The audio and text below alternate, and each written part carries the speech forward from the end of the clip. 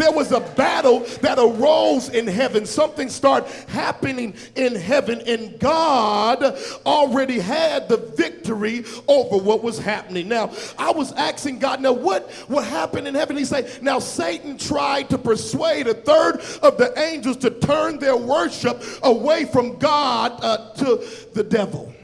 And so they got off track. They got distracted. They started listening to another voice. They start listening to a distraction. They start listening to something else other than their creator.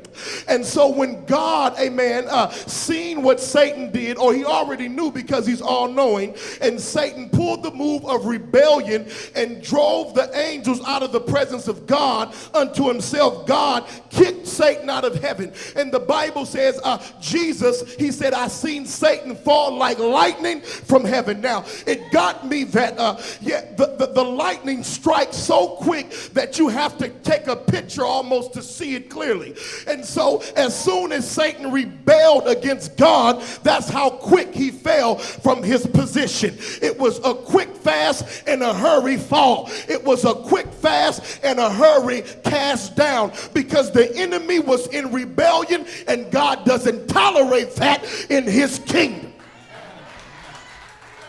And so what God did, he says, without no ifs, but there's nothing to talk about. I'm just going to cast you down, because up here I want the praise and the glory and the honor, and it's all about me.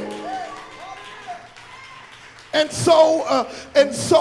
when Jesus came to the earth, Jesus seen the victory that God already had when something came upon or against God's deity, or up against God's praise, or up against who God really is. Now, this is something I looked up victory. Now, victory means success in defeating an enemy or opponent, or in overcoming difficulties.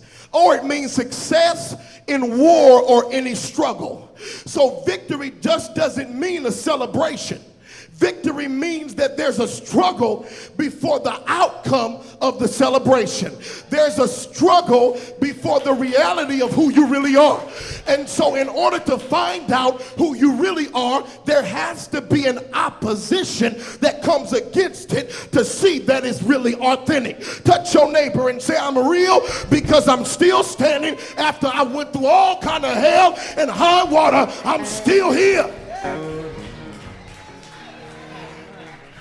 And so God being who he is, when Satan came up against the authority of God, God legitimately cast him down. Now, I'm here to tell you right now that there might be some opposition going on in your life right now, and the enemy tried to get you to give up and throw in the towel. But this is the time where you can declare who you really are, because it's not about you. Oh, goodness gracious, I feel something. It's not about what happened. It's about if you're still standing after the stuff that happened to you. Touch your neighbor and tell him, I got the victory.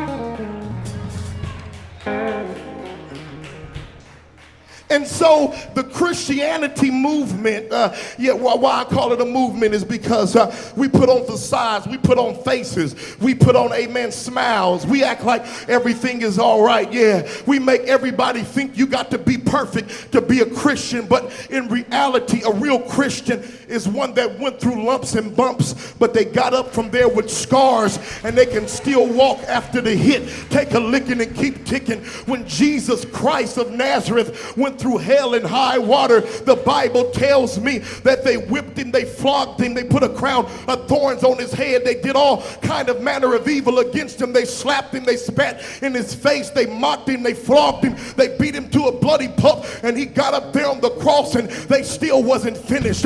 They put a thorn in his side and pierced him in the side, and the Bible says on the third day he got up with all the victory. See, I'm here to tell you right now, I don't care about how much you've been through. It's about how you got up. Touch your neighbor and say, I may have went through some stuff, but I got up from there.